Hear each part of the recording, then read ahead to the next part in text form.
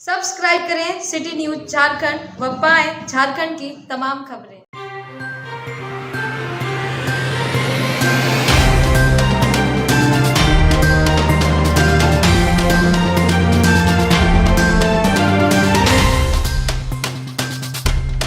पांकी में घटित घटना पर आज भाजपा ने डाल्टनगंज के परिसदन भवन में प्रेस वार्ता कर कहा कि यह घटना सोची समझी साजिश के तहत की गई है। प्रेस वार्ता को संबोधित करते हुए विधायक डॉक्टर शशि भूषण मेहता ने कहा कि पूरा समुदाय नहीं बल्कि मस्जिद चौक के आसपास के कुछ दुकानदारों की साजिश का शिकार हो गया पांकी के लोग, और जिससे पांकी की छवि पूरी तरह धूमिल हो गई। यह प्रयास भी किया गया है। कहा पुलिस ने त्वरित कार्रवाई करते हुए घटना को आगे बढ़ने से रोका है, जो काबिले तारीफ है, परंतु घटना के बाद कुछ निर्दोष को पकड़कर पुलिस ने जेल भेज दिया है, जो गलत है। विधायक श्री मेहता ने जिला प्रशासन से उचित जांच कर इस घटना को अंजाम देने वाले मुख्य आरोपी सहित उन्हें साथ देने वाले लोगों को गिरफ्तार कर कानूनी कार्रवाई करने की मांग की है, ताकि इस तरह की घटना की पुनरावृत्ति न हो सके।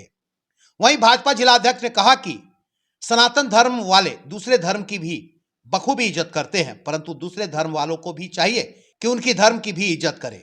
साथ ही प्रशासन से निष्पक्ष जांच की मांग करते हुए दोषियों को गिरफ्तार करने की मांग की। मौके पर उप महापौर मंगल सिंह, भाजपा नेता लाल सूरज, अमित तिवारी, प्रेम सिंह, श्याम बाबू सहित अन्य लोग उपस्थित थे। पांकी विधानसभा और पलामू के लिए यह बड़ा दुखद और ऐसा कहिए कि यह निंदनीय घटना है। इसको हम लोग अच्छा नहीं मानते हैं, लेकिन घटना का कारण जो है जानने से चौंकाने वाली बात सामने ऐसा आएगी। और यह घटना के पीछे ये कारण है कि ये जिस प्रकार से प्रत्येक वर्ष ये पांकी को सजाया संवारा जाता था और शिव बारात निकलते थे और इसके बाद धूमधाम से लोग ये त्योहार पर मनाते थे, महाशिवरात्रि मनाते थे, और उसी के लिए करके ये गाड़ा जा रहा था तुरंत द्वार, और उसको रोका जाता है। वैसे ये अब ये व्यक्ति के द्वारा एक जो ये मोबाइल दुकान वाला के द्वारा उसको मार करके माथा फाड़ दिया जाता है दो लोगों को, और इसके बाद लोग आक्रोशित होते हैं और माथा फाड़ने के बाद तुरंत ये मस्जिद के ऊपर से ये पथराव ईटा शुरू हो जाता है, पानी की तरह बरस रहा है। तो ये तो कहे कि निश्चित रूप से प्री प्लान था, और इसको प्री प्लान को सरकार को चाहिए, प्रशासन को चाहिए कि उसको जांच करके ऐसे लोगों को जो प्लानिंग करके इस प्रकार से साजिश करके पांकी को अशांत करने का काम किया है, उस पर गंभीरता को देखते हुए और इस पर कार्रवाई करे, वैसे लोगों पर सजा दिलाए। और नहीं करने के बाद ये पांकी को हर समय ये लोग ऐसे इसी प्रकार से डिस्टर्ब करते रहेंगे, जिसको हम लोग ऐसे किसी कीमत पर भारतीय जनता पार्टी बर्दाश्त नहीं करेगी। और आने वाले समय में इस पर हम लोग नहीं, इसको हम लोग दोनों तरफ से गिरफ्तारियां हुई है, लेकिन जो प्रशासन कहिए कि जो बाथरूम जा रहे हैं लोग, ऐसे भैंस बकरी चराने वाले लोग हैं, या कहिए कि बाहर से लोग आए हैं घर में अपना ब्रश कर रहे हैं, दरवाजा में ब्रश कर रहे हैं, वो लोग को पकड़ करके जेल भेज दे रही है। ये थोड़ी सी पकड़ने का तरीका अच्छा नहीं है, इसको सुधारने की आवश्यकता है, और निर्दोष लोगों को निश्चित रूप से उस पर दोषी मान करके उसको गिरफ्तार करने के लिए सब लोग नहीं करे, यह हम आग्रह करना चाहेंगे। कहा कि एक बात कहा कि प्रशासन अगर स्पॉट पर नहीं थी जो तो ये जो घटना और बड़ी घट जाए, क्या देखिए, यह प्रशासनिक कार्रवाई जो हुआ है, जो उस दिन 15 को हमने देखा है उसी तरीके से ठीक है टेकल किया लोग, इसमें ऐसा कहीं कोई दो राय नहीं है। लेकिन ये कहिए कि मेन मामला हम इसको मानते हैं कि आखिर ये घटना घटी क्यों, घटने का कारण यही हुआ। क्या इसके लिए पहले से लोग तैयार थे, प्री प्लान थे, तभी पत्थर उतना उतना वहां पर आया, ईंटा ऊपर आया, बोतल ऊपर आया, शराब की बोतल है वहां पर।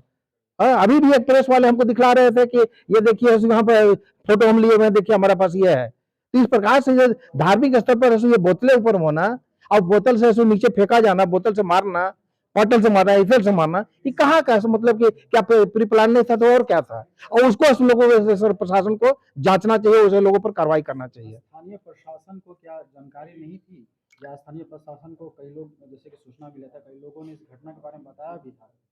अब देखिए जानकारी थी कि नहीं कैसे थी वो तो सब प्रशासन समझे, लेकिन तब बात है कि जो अब जानकारी हो गई कि भैया यहाँ पर ये पत्थर ईंटा चढ़ाया हुआ था ऐसी मस्जिद के ऊपर में धार्मिक स्थल को ऐसे कहिए कि गलत तरीके से उपयोग करना किसी कीमत पर ऐसा उचित नहीं था। और उस पर कैसे चढ़ा, क्यों चढ़ा और ऐसे कौन चढ़ाया, इस पर ऐसे जांच करके वैसे टीम को ऐसे पूरी तरह से ये कि उसको ये करना चाहिए, मतलब उसका उद्भेदन करना चाहिए और उसके ऊपर कार्रवाई करना चाहिए। मैं एक तबके के खिलाफ बात नहीं कर रहा हूं। हम जब बार बार कहते हैं कि सर्वे भवन्तु सुखिनः सर्वे सन्तु निरामया सर्वे भद्राणि पश्यन्तु मा कश्चित् दुःख भाग्, हम ये भी कह के चलते हैं जो सर्व धर्म समभाव। हम हमारे धर्म में किसी को कोई अगर इंटरेस्ट नहीं है तो हमारा मदद मत करे, लेकिन हमारा विरोध ना करे। और हम उनके धार्मिक कार्यक्रम में अगर हम नहीं जाते हैं तो कोई बात नहीं, लेकिन हम उनका भी विरोध नहीं करें। लेकिन सनातन धर्म हमेशा सबको साथ ले चलने की कल्पना करके चलता है और साथ रहता है। लेकिन सनातन के मानने वाले, नहीं मानने वाले लोग जो सनातन धर्म से ही नफरत करते हैं, वो सनातन धर्म के कोई भी कार्यक्रम में हिंड्रेंस पैदा करते हैं। वो आप चाहे रामनवमी के समय जुलूस में देखिए, एक जगह नहीं, महाराष्ट्र, मध्य प्रदेश में देख लीजिए, उत्तर प्रदेश में देखिए, कहीं भी एक घटनाएं घट रही हैं। मैं केवल प्रशासन से ये आग्रह करना चाहता हूं कि इस प्रकार की मानसिकता जिन लोगों की बनी है, उन मानसिकता वाले लोगों को चिन्हित करके पकड़ने का काम करें, ताकि जब हम कहते हैं कि धर्मनिरपेक्ष हमारा देश है, हम सबको साथ ले चलने की कल्पना करके चलते हैं, उसको हम साकार करें। अन्यथा क्या होता है कि जब हमारे धर्म की बात आती है तो हमको मैनेज कर दिया जाता है, बैठा दिया जाता है, आप बात मान लीजिए, आप बड़े भाई हैं। लेकिन जब उनकी बात आती है तो कोई सुनता नहीं, उनको समझाने वाला भी नहीं। एक तरफ अभी माननीय विधायक जी ने कहा कि एक तरफ 300 फीट की जो गली है, रोड है, उसको लोग आंगन बना देते हैं अपने कार्यक्रम में, और हमारा जो एक तरफ तोरण द्वार केवल लगना है उसमें सब लोग आपत्ति कर रहे हैं। अगर आपत्ति भी करें केवल तो कोई बात नहीं, लेकिन किसी का सिर फोड़ देना, मार देना, ये तो अनुचित है, बिल्कुल निंदनीय घटना है। मैं प्रशासन से यह आग्रह करना चाहता हूं कि जिस व्यक्ति ने इस प्रकार की घटना को अंजाम पहले दिया, वह व्यक्ति सर्वथा पहले दोषी है। उस दोषी के ऊपर पूर्ण रूपेण कार्रवाई होनी चाहिए, जिसके कारण ये बांकी बदनाम हुआ, पलामू बदनाम हुआ, झारखंड बदनाम हुआ। और इसलिए मैं आग्रह करना चाहता हूं कि इस प्रकार की पुनरावृत्ति नहीं हो। उपद्रव करने वाले तत्व तो फिर से बचने नहीं चाहिए।